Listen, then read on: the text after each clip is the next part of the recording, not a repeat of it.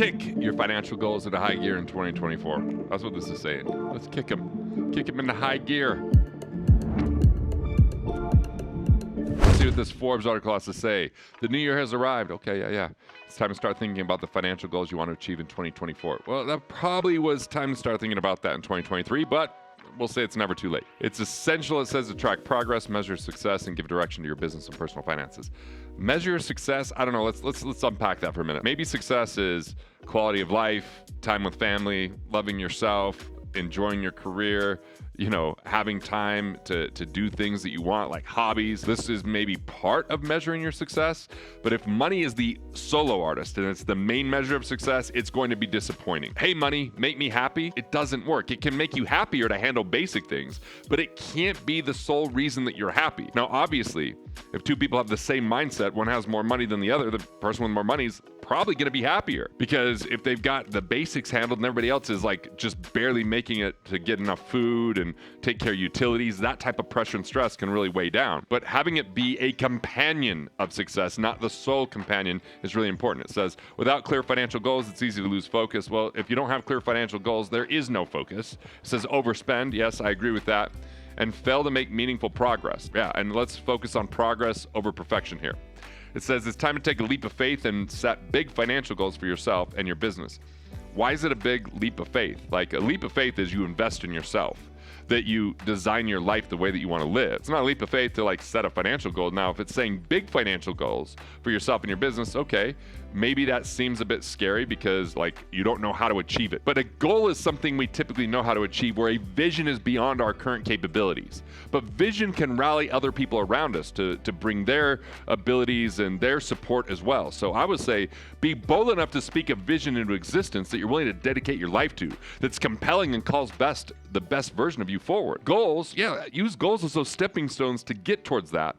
But as we look at those goals, let's look and say, what is a goal? If it's only about outcomes, then a lot of times we can lose sight of the present and enjoying moments along the way. So we're going to look at the way that most people do this and how it's probably talked about in this article, and some other alternatives to look at until you find the thing that's the sweet spot for you, so you can actually make progress and have the growth that you desire.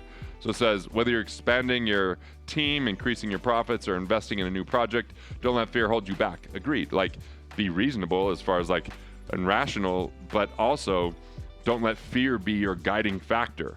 It says, instead, let it fuel you to drive towards achieving your aspirations. Well, I don't know about using fear as your fuel, maybe as a way to get started.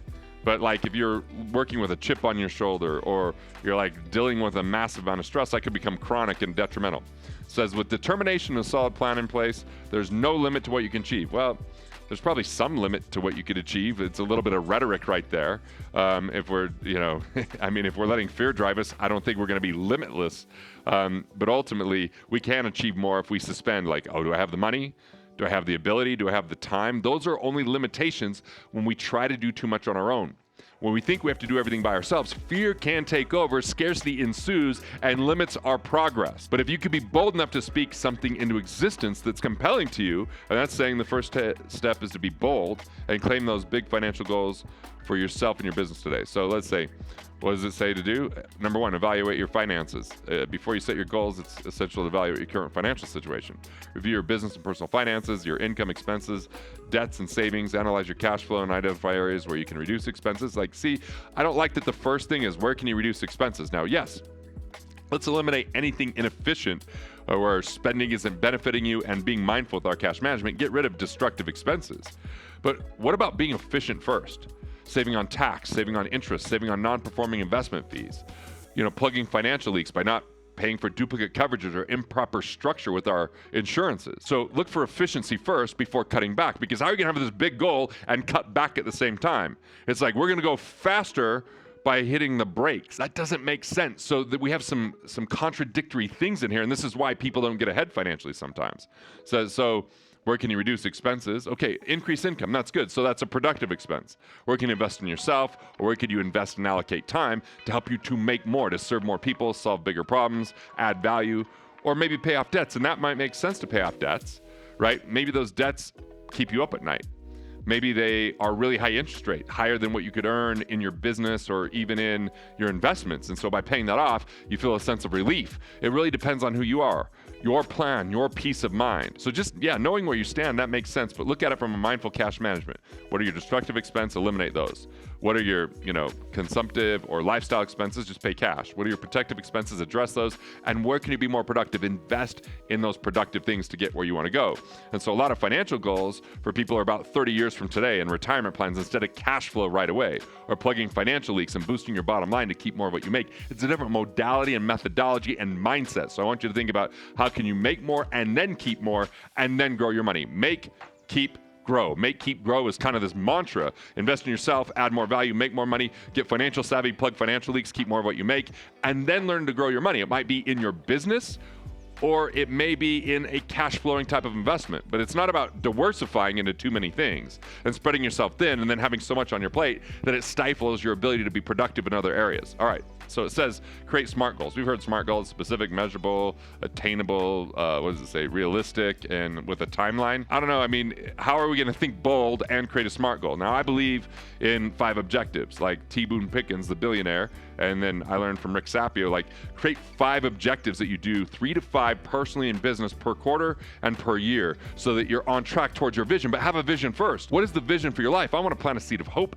connection, and expression in the hearts of 1 billion people. That's why I do videos like this. That's why I write books. That's why I get on stages, because I want to help people heal their relationship to money and build a life they don't want to retire from. So that's the vision, which I use entertainment to educate. That's the vision. Now, what are the objectives that help me kind of get there over time? And objectives I can often do on my own, but a vision requires other people's support as well. So a vision is beyond SMART goals. It allows for the miracle of other things to rally around and support you. And then the objectives inform the actions that you take so you can be focused instead of like all the noise in the world. Now, number 3, it says differentiate between long and short-term goals. Okay.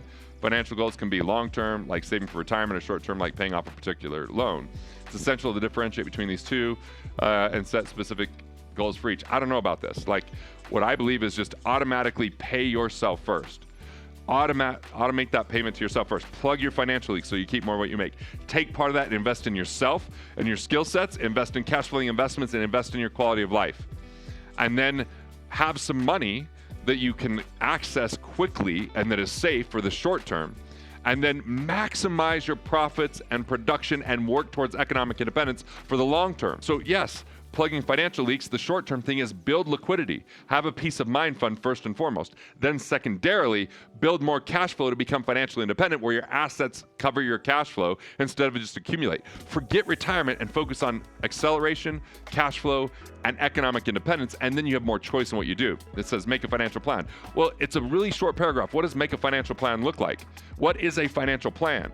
Is a financial plan a bunch of papers that gets printed for you that tells you where you should take risk and allocate money and fund retirement plans? Or is it somewhere where it's a financial health assessment? If you go to GarrettGunderson.com/rich life, get the financial health assessment. We're going through everything from credit to taxes to investing and to the types of investments that you can create protection on the downside, the type of investor you are so you can become a better investor. We're talking about setting up everything from trust to how you handle your car insurance, homeowners, liability, disability, medical insurance. And it's basically an assessment to say, where are you financially set? Where you're not financially set, and where's your financial blind spots? And if you're reading through that and you're like, I don't know what's being talked about here, then you can investigate through my books or the other videos here on YouTube to figure out and get that knowledge so that you can actually turn those no's into yeses and have a real financial plan. A financial plan of just putting money into a retirement account when you don't have a trust doesn't make a lot of sense. Or putting money in a retirement plan when you have really high interest rate loans, that doesn't make a lot of sense. Or putting money into an investment plan and a retirement plan before you fully funded your business and have the right employees, that might not make sense. It might be at odds with everything you want to do in your finances. So to build a financial plan, it's really 5 P's. Number 1, what's your perspective? If you come from a place of scarcity, you'll always be limited in that perspective. How can you be more abundant? How can you create a void where there's a blank slate for creation and say, what is it you truly want? What lights you up? What excites you? What's your money mindset? Understand your money persona. GarrettGunderson.com/quiz. Take that money persona quiz. Understand that. Then what's the purpose? So purpose is investor DNA. Eliminating the investments that don't make sense based upon who you are so you don't get distracted and derailed. and then getting really clear about what you're going to do to earn money, and then drown out the rest of the noise so you can get focused. Then you build your plan off the financial health assessment. Then it's about the right professionals to help you implement and give you strategy, and then finally the products that bring that about. Most people go professional and product, and they don't know, is this what I want to do? Is this improve my cash flow? Is this part of my plan? And if you don't have a plan, someone else will sell you theirs. So make a financial plan. It says it's a roadmap that helps you achieve your financial goals. It includes a detailed budget. Well, I don't believe mindful cash management instead of budgeting, because I want you to boost your bottom line and get more efficient and increase your productive expenses, right? It's talking about savings targets, debt reduction strategies, investment plans, making a financial plan to help you stay on track and maintain your focus on goals. Remember, the financial plan must be realistic. And it says, hey, bet on yourself was what it started with. Think big. Let's, be bold. Everything's limitless. And now it's saying be realistic. We have contradictions checkered throughout this because it's all kind of common speak. It's what we hear all the time with finance. Set it and forget it. Invest early, often, and always. Budget, budget, budget. Scrimp, save, sacrifice, defer, delay. Be responsible. Fund your retirement. All these things create this guilt that we feel like we got to do this instead of say, well, what about a peace of mind fund? What about automating our savings? What about getting financially savvy and plugging our financial leaks so we keep more of what we make? What about increasing our cash flow by becoming a better investor and figuring out how we can become a cash flow investor, right? These are completely different notions than what we're being taught in here. This is a framework that isn't very helpful, and the reason why so many people are not financially well off. Now, this might be better than nothing, but at the same time, it's not best. Now, number 5, it says monitor your progress. Well, I agree with this one. Once you've set your financial goals and made your financial plan, the next step is monitor your progress. Keep track of your income, expenses, savings, and debt reduction every month. Monitor your progress. You will know if you're on the right track if you need to adjust your financial plans and meet your goals. Why not focus on maximization versus just goals? Like, what if you just do the very best you can? Save on tax, save on interest, save on non-performing investment fees, save on improper structures to insurance that are inefficient.